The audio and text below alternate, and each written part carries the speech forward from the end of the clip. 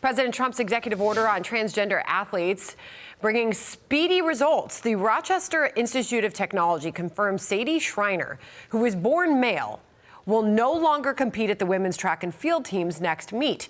Here to weigh in is Riley Gaines. She's a former NCAA swimmer and the host of Gaines for Girls podcast on OutKick. Riley, great to see you. The second that we saw them make this decision, we thought of you. Your reaction? Yeah, well, isn't it amazing? Common sense is prevailing. The American people spoke on November 5th.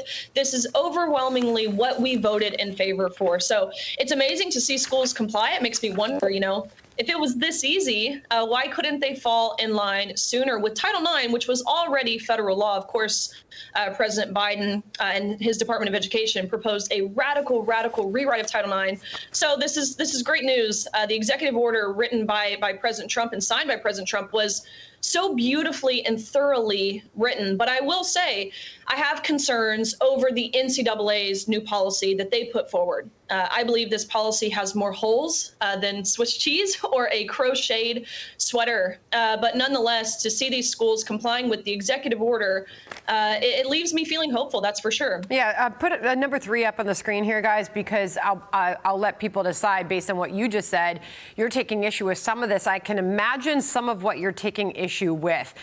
It reads in part, quote, that a student athlete assigned male at birth may not compete on a women's team. Okay. However, a student athlete assigned male at birth may practice on the team consistent with their gender identity and receive all of their benefits applicable to student athletes who are otherwise eligible for practice. So we're talking about a policy that also states that this biological male can still practice with the girls' team and receive benefits as if they were female. That's right. And I can tell you, having talked to many of these girls on this team, by receive benefits, that does in fact mean this male is still sharing the locker room and changing space with these women, still taking a roster spot from these deserving women.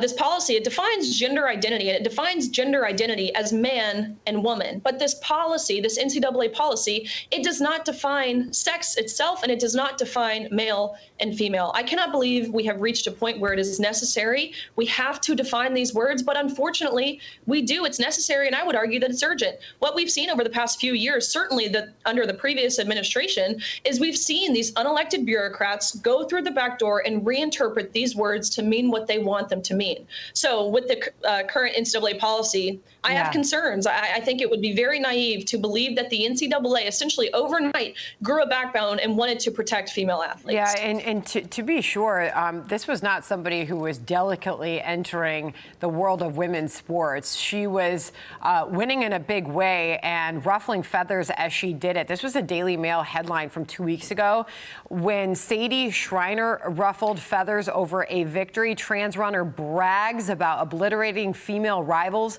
at race while wearing faulty shoes. Okay, so now the big question is, and by the way, I also want to say on the record, the part about practicing with the girls, having run at the Division I track and field level, you practice with the guys a lot. I mean, that just happens. So I don't know that that's a huge issue, but being in the locker room certainly still a huge issue. The Department of Education's Deputy General Counsel during the first Trump administration, Riley, is talking about restoring women's records, right, for what has happened over the past few years when this rule was not in place by the NCAA. The next necessary steps to restore athletic records to women who have, for years, been devalued, ignored, and forced to watch men steal their accolades. The Trump Education Department will do everything in our power to right this wrong and champion the hard-earned accomplishments of past, current, and future female collegiate athletes. Wow, Riley, how important that is and what big news that is. It's huge. This really, to me, feels like one of the last steps of accountability and responsibility. I think it's so crucial to do. It kind of admits an admittance to this whole time. Everyone believed this was a farce. So it's a huge first step. And if you continue to read this letter sent out by the Department of Education, they even encouraged the NCAA to fix their glaring loopholes in this policy. So beautifully written letter, a beautifully written executive executive order by President Trump.